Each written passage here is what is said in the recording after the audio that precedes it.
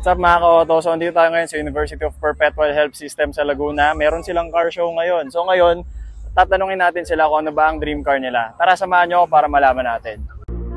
Tough long battery. Tough and long lasting.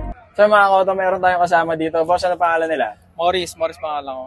So, Maurice, ano ba ang dream car mo? Siyempre, ang dream car ko, wala nang iba pa. Honda Civic EG o kaya SIR. Yan ang pinaka-asam-asam ko. Sana soon makabili ako niyan. Siyempre, aral muna ngayon. Sana matupad. Yun. Ayun. So, bakit yun yung bakit yun yung pangarap mo sa sasakyan? Kasi, ayun yung naging pangarap kong sasakyan. Kasi unang tingin pa lang, parang parang naandun na lahat eh. Parang kahit di mo na siya masyado ayusan, maganda na, konting lang, yun, parang basta naandun na, wala na akong masabi pa. Unang tingin pa lang, gandang-gandang talaga. So, kumbaga iconic ang iconic talaga EG. Kaya niya nagustuhan. Kahit kailan talaga. Kahit saan ka mapapuntang car show event, bidang-bida pa rin talaga Honda. Honda for life. Tropa to. So, Lance. Ito si Lance. Lance Casio Photography. So, siya ang official photographer ng South Unite. So, Lance, ano ba ang dream car mo?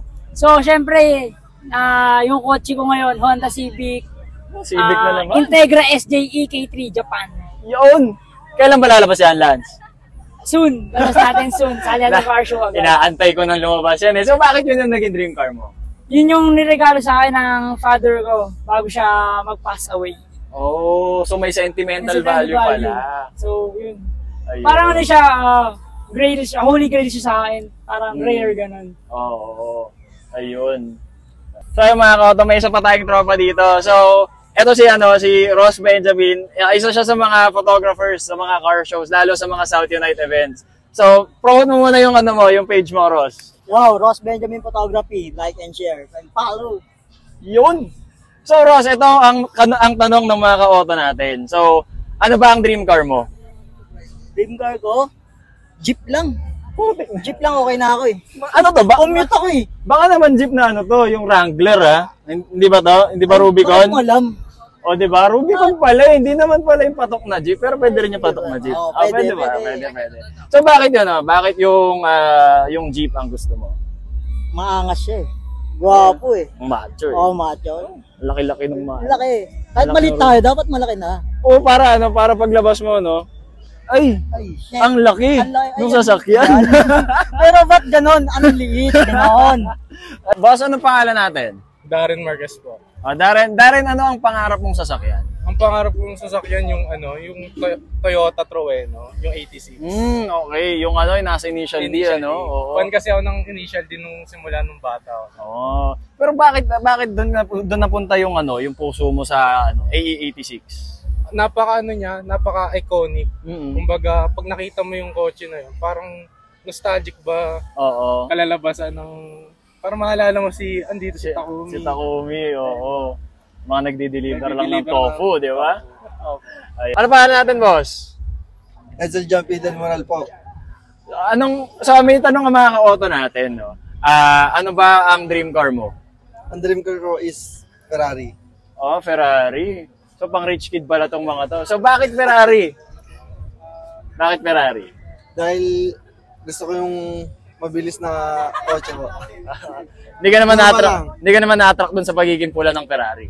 O na-attract ka din? Na-attract dun sa kulay ng ibang kaya. So, ano pangalan natin? Paul Edgar Salapare, kuya. So, Paul, ano ang pangarap mong sasakyan? Sa totoo lang, kuya, galing siya sa Initial D. Toyota Trueno A86. Parang yung isa-isa. A86 din. So, bakit A86 ang nagustuhan mo? Sa totoo lang, kuya, hindi lang sa dahil sa pop-up siya. Napaka-unique siya eh, tsaka sobrang rare niya tingnan. Oo, lalo sa mga old school na lumalabas ngayon, di ba? Bihira Old siyang JDM talaga. Kumbaga iconic siya dahil syempre sa Initial D, nakikita sa Initial D. And syempre, habang tumatanda, yung mga umabot sa era ng Initial D, syempre pag nakita yun, sobrang ma-appreciate. So, ang ganda ng dream car mo. Gusto ko rin yun actually. Pero syempre, as a JDM lover, GTR ako eh. GTR. GTR talaga ako, kahit anong GTR yan, R32 man. Pero Maganda A86. So yun, thank you. Thank you po. Boss, ano pangalan natin? Sean Vincent Medina po. So Sean, may tanong ang mga ka-auto natin, ano ba ang pangarap mong sasakyan? Madami pero ang pinakapangarap ko talagang auto is Toyota Corolla AE92. AE92. So bakit AE92? Nung bata pa lang po kasi ako, mahilig na po talaga ako umatin sa mga ganito, mga car show po. Car show. Pero may isang kotse po talagang umano talaga sa akin.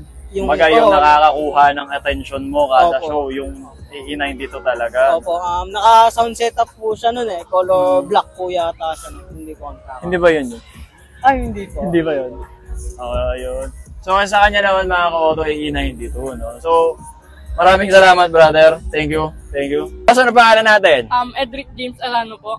So, boss, ano ang pangarap mo sa sasakyan?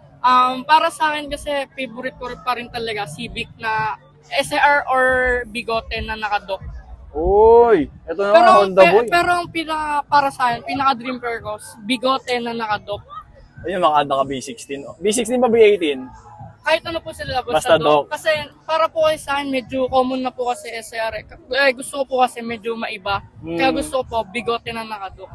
Para mga one of one ka o kaya stand out ka sa mga Opo. other builds. No? Ayun. So, madam, ano po pangalan natin? Hi, my name is Jamela M. or known as Lancer Singket. Naks naman. So, madam, may curious ang mga ka-auto natin. Ano ba ang dream car mo? Dream car? Actually, marami. Pero let's give you 3. Okay, sige. 3. Ano yung top 3 mo? Syempre Supra. Kahit naman ako, Supra din eh. Nag-inspire sa akin din is si Kuya Chart, Tomato Grudge. And then the second one is Evo 3. Shit, Evo 3. Yes. Napaka-legendary naman nun. Kasi naka-Lancer na ako, ba't di ba ako mag-Evo, di ba? Oo. And then last, syempre, Land Cruiser. Kahit naman ako, gusto ko ng family car, Land Cruiser. Di ba? Mga bigatin. Pagka naka-Land Cruiser ka kasi parang ang homies! At saka walang lubak-lubak pag Land Cruiser. Rat-rat lang ng rat-rat. Totoo. So, bakit sa lahat ng mga sasakyan na nasa Pilipinas, yun ang napili mo? Kasi pag nakasakay, kapag ikaw yung nagdadrive, lalo na pag manual, ay, ang ganda mo tignan. Ang haba ng hair mo. Oo, pag gano'n, syempre. Sabi sa ila, thank you. Thank you so much. See you around. Basta ano pangalan nila? Andre Dampitan po. So may tanong ang mga ka-auto natin, no? Ano ang dream car mo? Mazda RX-7. So bakit Mazda RX-7? Yung sa Tokyo Drift kay Han. So dun mo siya nakita, kaya naging pangarap mo siya. Fan kasi talaga ako ng Fast and Furious. Talaga? So, nasubaybayan mo from the very start, no? Nice. So, boss, ano pangalan nila? So, ano ang dream car mo? Nothing, wala po specifically, pero kung pabili po ako, siguro po mga Honda Civic lang po. Honda Civic naman. So, bakit Honda Civic? Kasi hindi siya masyadong parang unique looking. Parang classic lang siya and plain. And as a minimalist guy, ganyan gusto ko. Nice. So, boss, thank you. Madam, ano pangalan nila? Kyla po. So, Kyla, may tanong ang mga ka-auto natin. Ano ba ang dream car mo? Yun po, yung purple. Yung Corolla na, Over there. So, bakit yun yung naging dream car mo? Kasi ano na siya, 2-in-1.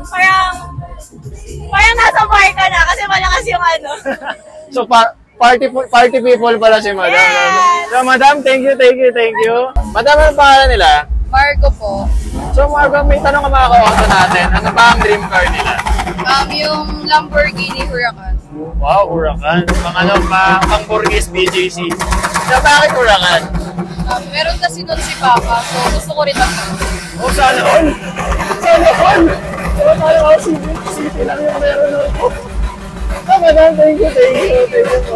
So yung mga ka-auto, narinig natin kung ano yung mga dream car nila. Kayo, ano ba ang dream car nyo? Comment down below. Don't forget to hit like, comment, share, and subscribe dito sa Auto Culture. I'll see you guys around. Bye-bye!